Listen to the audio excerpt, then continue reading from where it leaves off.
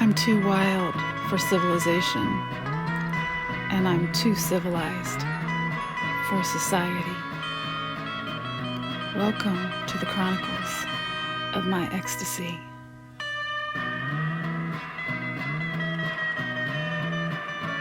Where every day is a mad, passionate love affair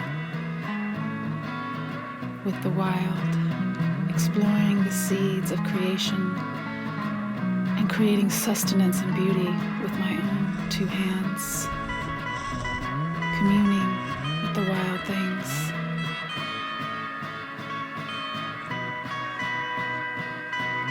And getting every ounce of juicy goodness from this luscious life I can.